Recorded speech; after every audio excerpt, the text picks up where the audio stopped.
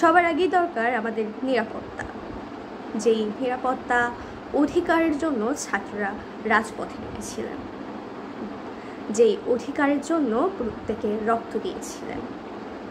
আমাদের চাহিদা আমাদের একটু নিরাপত্তা, যেখানে প্রত্যেকটা জায়গায় স্কুল, কলেজ, ইউনিভার্সিটি সকল জায়গায় থাকবে ছাত্রছাত্রীদের নিরাপত্তা, এবং পাশাপাশি বিভিন্ন ধরনের আইন শৃঙ্খলা মেনে সকলে কাজ করতে পারবে। একটা সুন্দর দেশ যেখানে থাকবে না কোনো বৈষম্য, থাকবে না কোনো ধর্ম জাতি নির্বিশেষে ভেদাভেদ। একটা ধর্মনিরপেক্ষ দেশ যেখানে প্রত্যেকটা মানুষ সুন্দরভাবে সুষ্ঠুভাবে বসবাস করতে পারবে। প্রত্যেকটা মানুষ ধর্ম বর্ণ নির্বিশেষে নিজেদের অধিকারের কথা সবার সামনে তুলে ধরতে পারবে।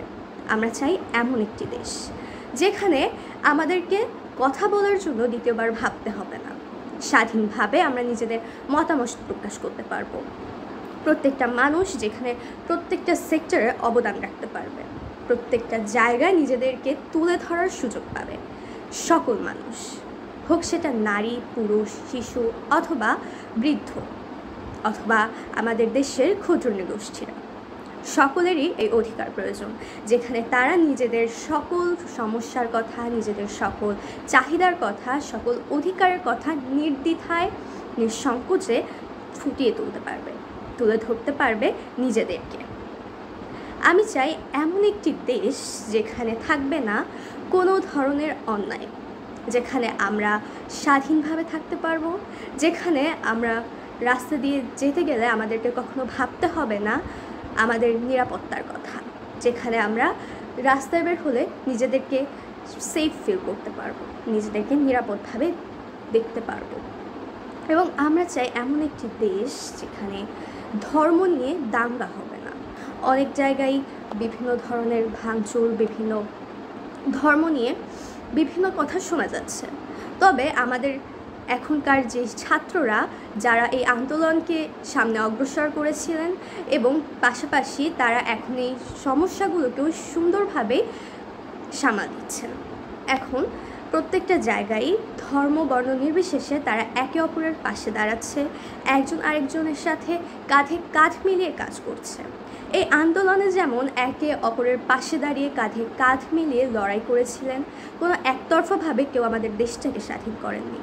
যেভাবে তারা একে অপরের পাশে থেকে নিজেদের দেশটার সম্পর্কে ভেবেছেন, নিজেদের দেশকে স্বাধীন করার কথা ভেবেছেন, ঠিক সেইভাবে নিজেদের দেশকে সামনে এগিয়ে নিয়ে যাওয়ার জন্য যেন তারা একে অপরের সাথে কাঁধে কাঁধ মিলিয়ে কাজ করতে পারেন, এবং পাশাপাশি আমরা সাধারণ শিক্ষার্থীরাও যাতে একটা সুষ্ঠু সুন্দর জীবন উপভোগ করতে পারি, সেটাই আমাদের এখন চাহিদা। আমরা নারীরা যাতে পিছিয়ে না পড়ি, নারীদের ক্ষমতায়ন, নারীর অধিকার যেন এই অন্তর্বর্তীকালীন সরকারের হাতে ক্ষুণ্ণ না হয়, আমরা যাতে নিজেদের অধিকার থেকে বঞ্চিত না হই। অন্তর্বর্তীকালীন সরকারের কাছে এটাই আমাদের চাওয়া।